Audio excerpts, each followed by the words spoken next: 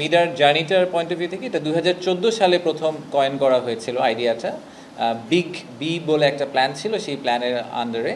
তো সেইটার উপর বেস করে প্রথম 2018 সালে জাইকা, জাপানিজ আমাদের পার্টনার, ওনারা একটা ইনিশিয়াল আইডিয়া ড্রাফট করেছিলেন। তো সেটার উপর বেস করে সময়ের সাথে এটাকে এগিয়ে গিয়ে একসময় একটা ল্যান্ড অ্যালোকেশন প্ল্যান হয়েছে। বাট একটা সমস্যার মধ্যে আমরা সবসময় পড়ে গেছি, সেটা হচ্ছে যে এটাতে এত বড় একটা প্রজেক্ট, প্রায় 33,000 একর নিয়ে একটা প্রজেক্ট। সেই প্রজেক্টে অনেকগুলো মন্ত্রণালয় একসাথে কাজ করার কথা এবং অনেকগুলো ডিফারেন্ট ইন্ডাস্ট্রি এবং ডিফারেন্ট সেট আপকে নিয়ে কথা বলা হচ্ছে। তো এই ইন্টার মিনিস্ট্রিয়াল কোঅর্ডিনেশনের জায়গাটাতে একটা বড় ল্যাপস দেখা যাচ্ছিল। তো সেই ল্যাপসটাকে দূর করার জন্যই এবং যাতে প্রজেক্টটাকে আমরা খুব দ্রুত এগিয়ে নিয়ে যেতে পারি সেজন্য এই অথরিটিটাকে সেট আপ করা হয়েছে। এই অথরিটিটা হচ্ছে একদম আলটিমেট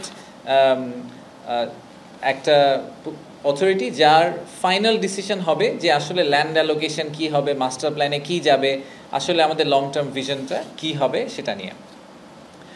তো এই অথরিটিটা খুব রিসেন্টলি তৈরি করা হয়েছে। তো আমি যদি আমাদের লং টার্ম ভিশনটা থেকে শুরু করি যে আমরা আসলে কি করতে চাই, আমরা কি দেখতে চাই মিডাতে বা মহেশখালীতে আমরা আসলে কি দেখতে চাই। মহেশখালীতে আপনাদেরকে একটু ইমাজিন করতে পারতে হবে, কারণ আসলে এখন যদি আপনি ফিজিক্যালি যান দেখবেন একটা কোল ফায়ার পাওয়ার প্ল্যান্ট আছে, আপনি একটা মরুভূমির মতো একটা জায়গার মধ্যে দাঁড়িয়ে আছেন, আশেপাশে কিছু বন্টন দেখা যাচ্ছে, পানি দেখা যাচ্ছে।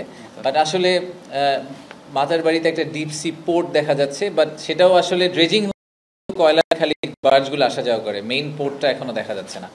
কিন্তু আপনাদেরকে ইমাজিন করতে পারতে হবে যে আজকে থেকে 20 বছর পরে 2055 সালের দিকে, এখন তো 30 বছর পরে, আজকে থেকে প্রায় 30 বছর সামনে গিয়ে জায়গাটা দেখতে কেমন হবে।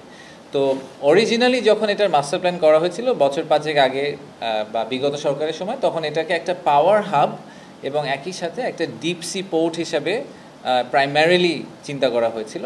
আমরা এটাকে আসলে অন্যভাবে দেখতে চাই, আমরা এটাকে একটা টাউনশিপ হিসেবে দেখতে চাই।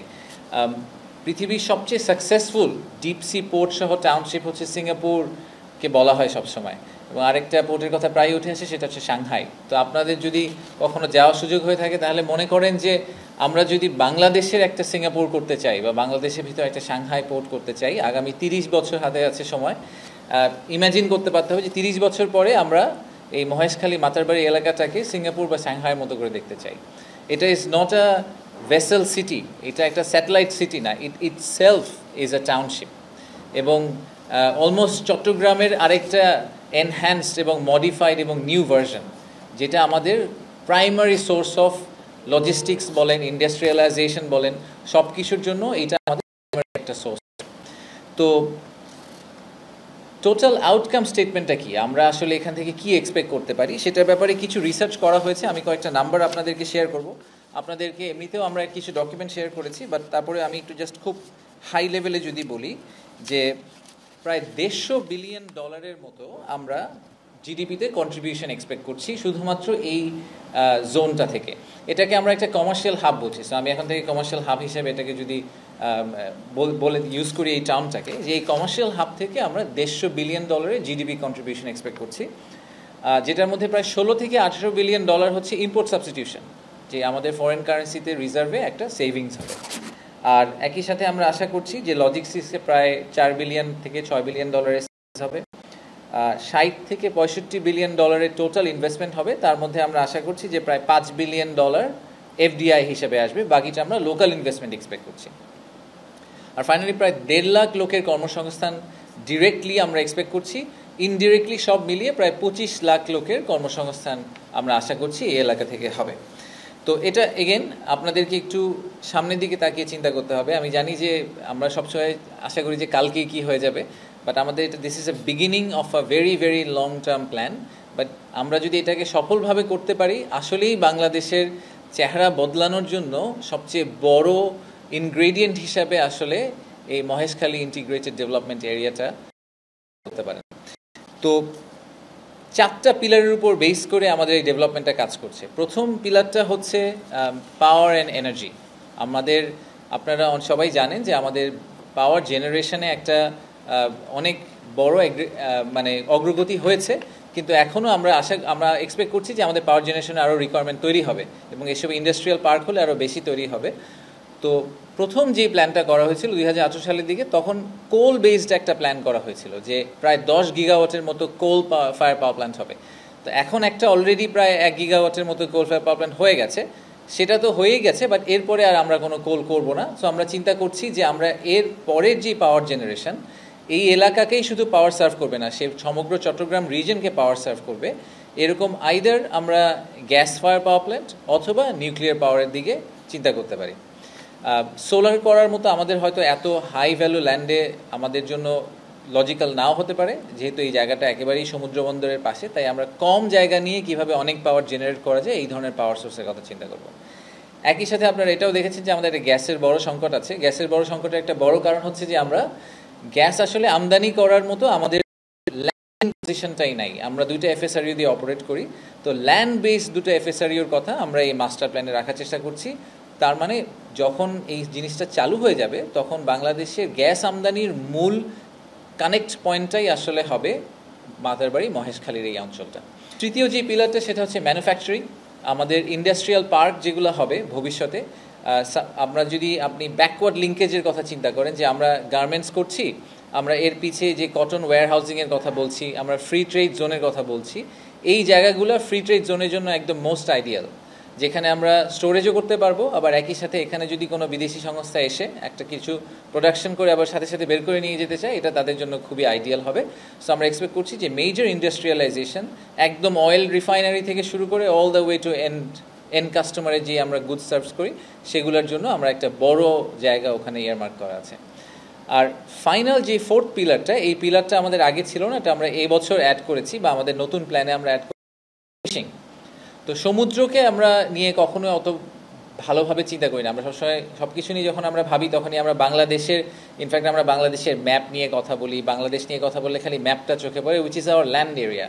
বা যে হিউজ বে অফ বেঙ্গল আমাদের আছে, যেখানে আসলে হিউজ পরিমাণ রিসোর্স আছে, ব্লু ইকোনমিতে অনেক কিছু করার সুযোগ আছে, starting from deep sea fishing all the way to fish processing বলি, শিপ বিল্ডিং বলি, এই সব ক্ষেত্রেই শিপ রিপেয়ারিংয়ের কথা বলি, এই সব ক্ষেত্রেই আসলে আমাদের অনেক বড় একটা সুযোগ আছে।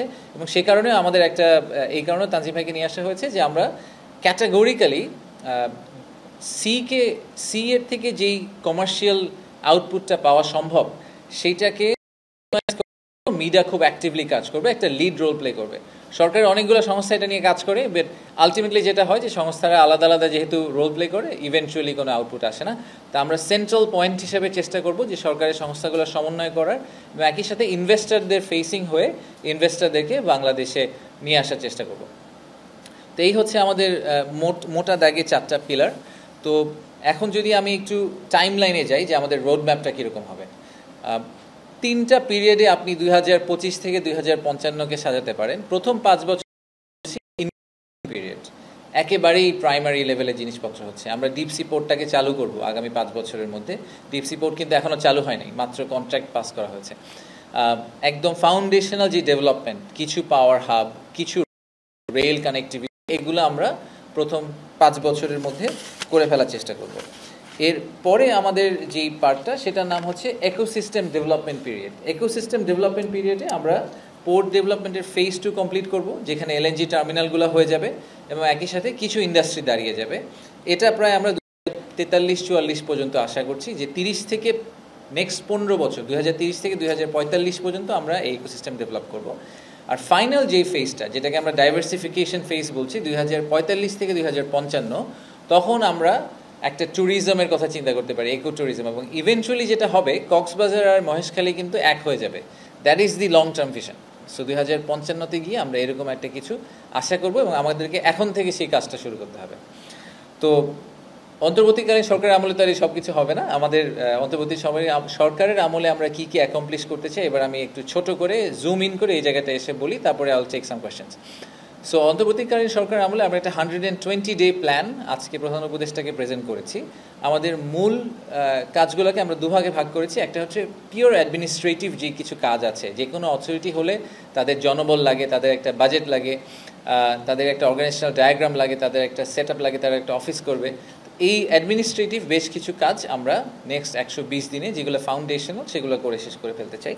আর আমাদের দ্বিতীয় পার্ট, সেখানে আমরা যেটা করব সেটা হচ্ছে যে আমরা মাস্টার প্ল্যানটাকে লকডাউন করতে চাই।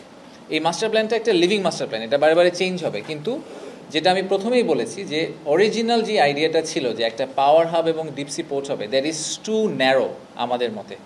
We want to make it a much wider vision, যেখানে আমরা টাউনশিপটাকে কেন্দ্র করে এবং কমার্শিয়াল হাব হিসেবে এটাকে চিন্তা করে আমরা একটা খুব হোলিস্টিক মাস্টার প্ল্যান করতে চাই। ফিশ প্রসেসিং বলি, শিপ রিপেয়ার বলি, আর একই সাথে ইন্ডাস্ট্রিয়াল পার্ক বলি, ট্যুরিজম বলি, সব কিছুকে নিয়ে আমরা একটা প্রপার মাস্টার প্ল্যান করব এবং সেই মাস্টার প্ল্যানটা গভর্নিং বোর্ড থেকে আমরা অ্যাপ্রুভাল করে করব। এটা শুনে মনে হচ্ছে খুব সোজা, এটা আসলে খুবই চ্যালেঞ্জিং একটা এক্সারসাইজ, বিকজ বাংলাদেশ সরকারের সবগুলো মন্ত্রণালয়কে আসলে অ্যালাইন করতে হবে যে তাদেরকে যেই অংশটা দেওয়া হয়েছে এবং তাদের যে রেসপন্সিবিলিটি, এটার কম বা বেশি কোনোটাতেই হবে না, তাদের সবাইকে এগ্রি করতে হবে যে তারা এতটুকু নিয়েই কাজ করবেন। তো এটা যদি আমরা করতে পারি তাহলে এটা একটা বড় সাকসেস হবে যে আমরা একটা first set of proper hard coded master plan দাঁড় করানোর চেষ্টা করব। তো আমাদের মূল 120 দিনের প্ল্যান হচ্ছে যে আমরা একটা ভিশন, মাস্টার প্ল্যান, ন্যারেটিভ দাঁড় করাবো। একই সাথে আমরা চেষ্টা করব যে সাংহাই পোর্ট বা সিঙ্গাপুর পোর্টে যে বেস্ট প্র্যাকটিসগুলো এগুলো কীভাবে ইনকর্পোরেট করা যায় সেটার জন্য আমরা একটা পেপার তৈরি করে দিয়ে যাব, যাতে ভবিষ্যৎ সরকার যখন আসে তারা এটাকে ব্লু প্রিন্ট হিসেবে ইউজ করে তাদের মতো করে ইনফ্রাস্ট্রাকচার ডেভেলপমেন্টটাকে কন্টিনিউ করতে পারে।